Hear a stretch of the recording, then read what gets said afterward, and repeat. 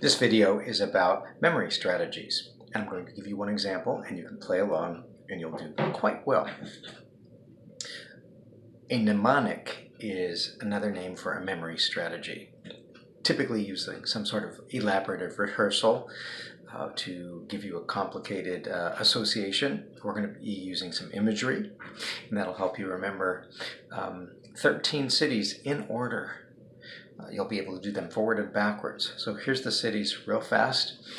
So it will seem like, again, short-term memory, it's going to overload. You've got 1 is Miami, 2 is Denver, 3 is Houston, 4 is Philadelphia, 5 is New York, 6 is Seattle, 7 is Washington, D.C., 8 is New Orleans, 9 Los Angeles, 10 Detroit, 11 San Francisco, 12 Portland, and 13 Dallas. Okay, what was number 7? What was number 4? And then 8, and now 1.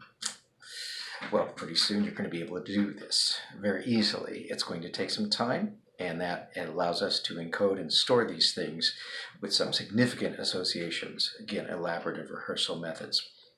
The peg word is one type of mnemonic strategy, one memory strategy. Peg word, the pegs are pegs like in a board, 1, 2, 3, 4, 5, 6, and so on.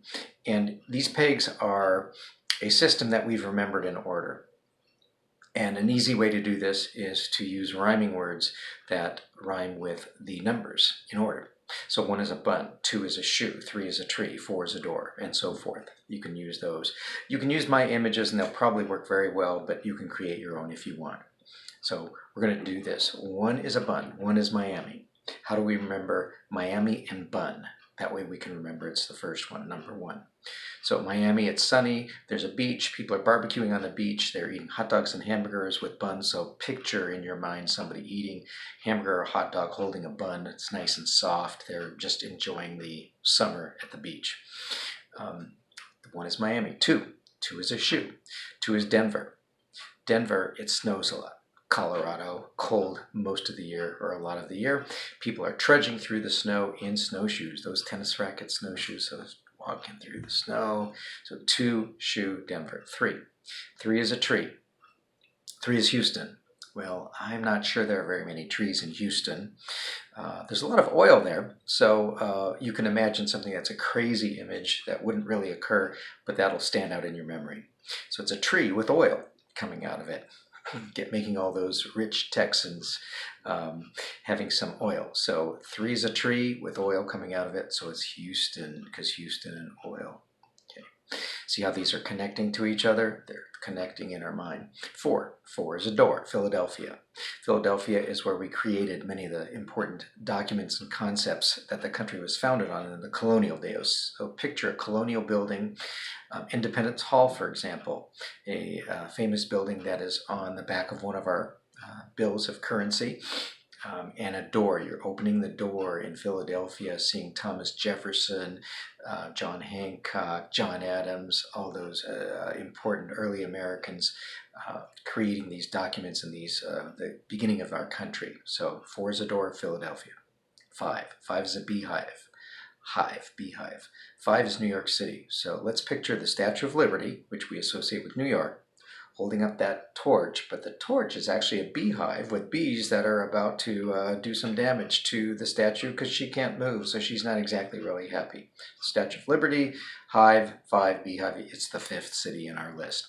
6 is Seattle. 6 is sticks. Seattle, like here, it rains quite a bit.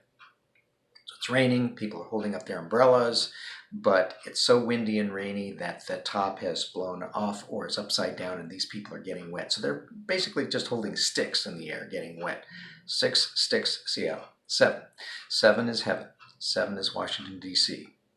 And many people have said that our legislators, when they die, are not going to heaven.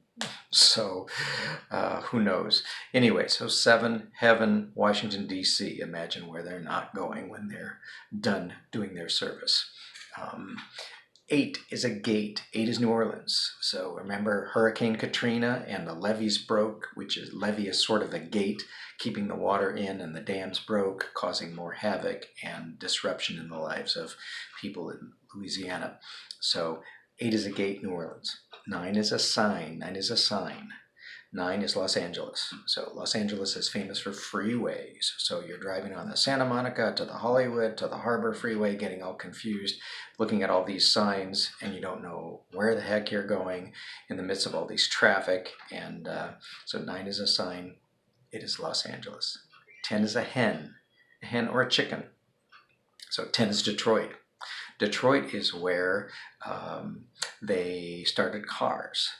Make a lot of U.S. American cars in Detroit. So imagine a unique car 100 years ago or so.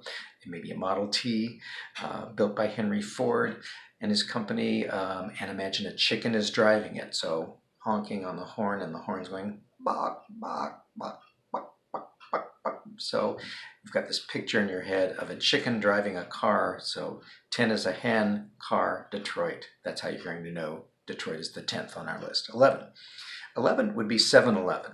I made that one up. 7-Eleven, the convenience store. 7 is San Francisco. San Francisco is famous for the Golden Gate Bridge. So we're trying to get across the Golden Gate Bridge because we're a tourist. It probably takes us a few minutes to walk across if they allow you to do that, or drive, but you can't, because right in the middle of your picture there's a 7-Eleven in the middle of the Golden Gate Bridge, and you can get a Slurpee, but you can't get across to Marin County, which is on the north side of the bridge. So 11, 7-Eleven, San Francisco. 12 is Portland. We're almost done now.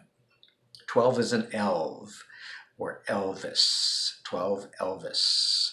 And 12 is Portland. So Portland is close to Mount Hood. So imagine that we're up in the snow skiing, but it's not the snowshoes of the Denver. It's actually Elvis is skiing down the mountain. He's going, you ain't nothing but a hound dog. And he's skiing or snowboarding down the mountain. So Elvis, Mount Hood, 12, Portland. 13, the last one. 13 is Bean. Rhymes with 13. Bean would be Dallas, Texas. So Dallas is where JFK was shot and assassinated. So imagine Mr. Bean, not Lee Harvey Oswald. Mr. Bean is trying to assassinate the president.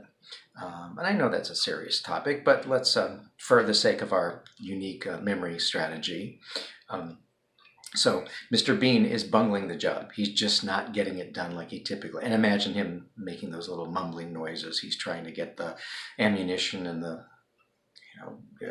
all ready. He's going, burr, burr, burr, what's going on? I can't get, and he can't get this done. And of course, JFK is alive. Great. So the 13, Bean, Dallas. Okay, what was city number 4? Give you a second to try to come up with that. 4.